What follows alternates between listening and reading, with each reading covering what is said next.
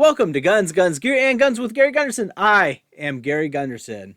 I went ahead and purchased a second #1 Mark III drill rifle with the grenade cup because I decided that I wanted one to display and one for a potential future if I need to restore one back to proper working order. And these are still pretty cheap, about 100 shipped, and the grenade cups used to be that on their own. So it's still considered a good deal. This time I got it from Centerfire Systems. The package is a little damaged. You got a hole there. It's obviously been bent somewhat.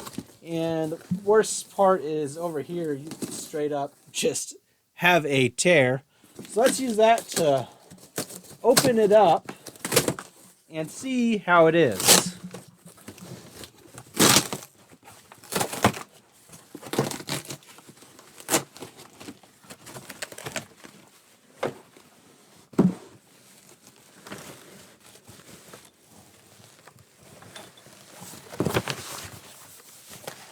Okay. Grenade cup is separately.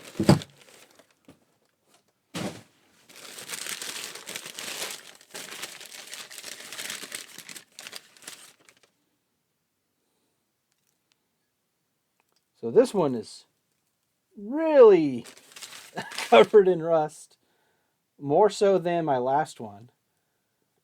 I mean, it looks to be in proper working order, but it's definitely going to need a cleanup. I imagine the rifle is in similar condition, but let's take a look.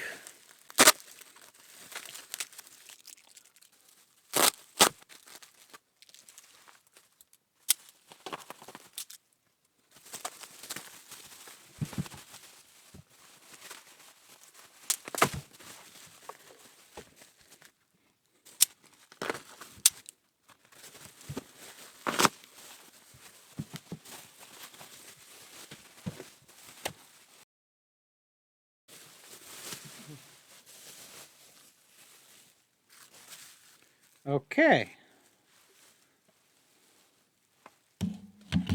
Oops. Excuse me while I hit everything, but taking a look, first of all, noticed that this came with the magazine. The images on this listing did not. And the last one I purchased did not come with the magazine, so that's nice. It is missing the safety. Let's see if this...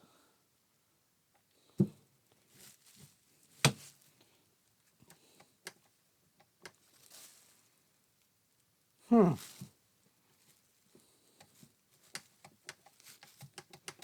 bolt seems completely locked at the moment. I'll have to take a closer look. It's missing the rear handguard here.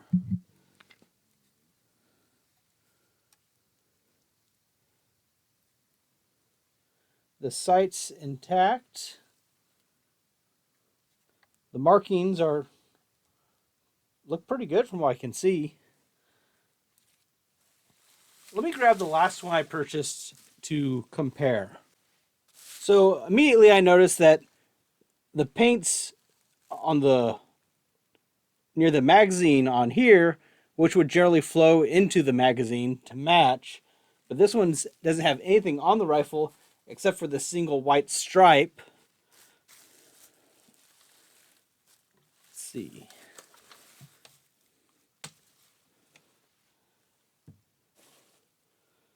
The rear stock is pretty damaged, and it's missing the butt plate completely. The first example I purchased does have the butt plate. A couple more interesting things I wanted to show.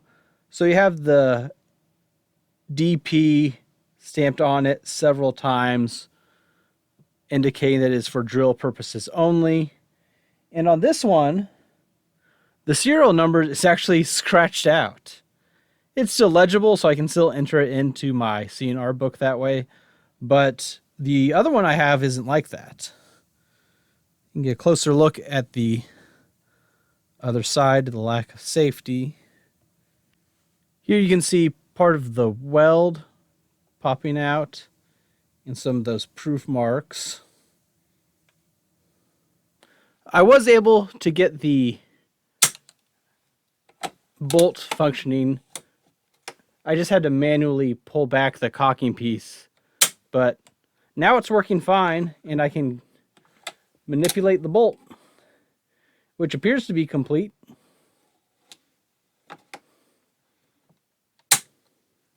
So yeah, I mean, that's how it looks. That's what it is. Obviously, these are all from the same batch, and they're around. They're still around. And, you know, if you want something kind of as a cool display piece, it could be kind of worth it. I might just switch the magazines here.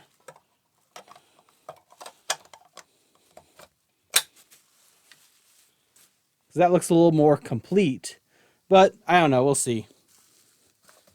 If it's just for display, I'll probably want, oh, it's an empty, it's just the body too. But, so that's really all I have. I just wanted to do a quick video and kind of compare how it went.